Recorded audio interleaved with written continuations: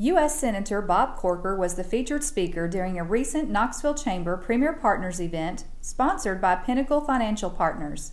Senator Corker spoke about what he feels can help improve the current economic climate.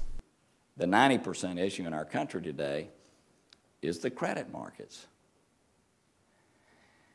And we have got to deal with credit and housing, which is what led us into this credit issue, and that is the foundation of what is going to cause us to recover. The thing that bothered me about spending $800 billion in a very programmatic way on much social spending, much of it, by the way, is good stuff if we did it in an appropriations process with a budget gap, and we did it year after year.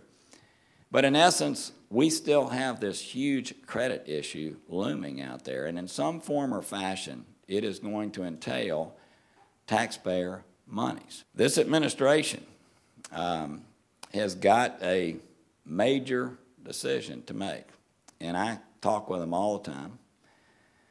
They've got to decide whether they're going to face this issue with the financial institutions and do something significant to deal with it, or whether they're going to continue just to meter out enough money to keep these banks from going under. Senator Corker feels the metering should stop. I think we ought to take our medicine, personally. Okay, and I've talked to Larry Summers and Tim Geithner, our new Treasury person, and said, look, if we keep doing what we're doing, these banks are like dead men walking, okay? They're affecting the entire system.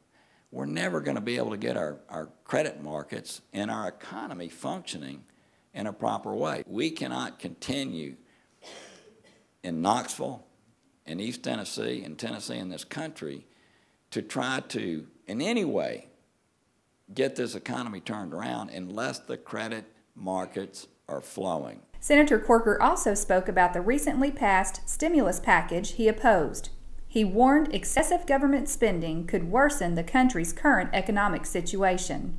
We thought it was exactly the wrong thing, and we feel like that in 24 to 36 months, most Americans are going to wake up and realize they have a $800 billion tab, but they don't have a whole lot to show for it. In the meantime, Senator Corker has vowed to work with state leaders to make sure the money earmarked for Tennessee helps its citizens long term. What we've done over the last several weeks is work daily with our governor, because we want you to do well. We want our state to do well.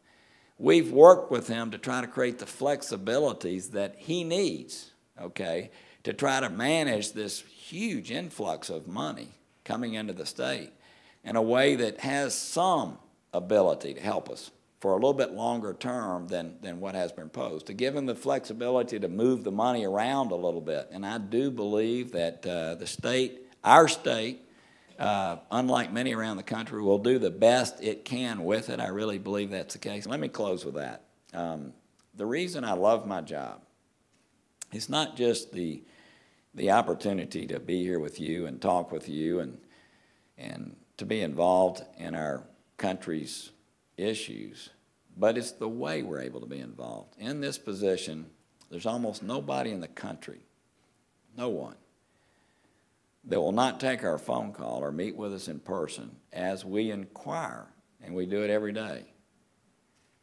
about what the right thing to do is. It's time for us to realize that we are in the wilderness right now. We really are. We're in uncharted territory.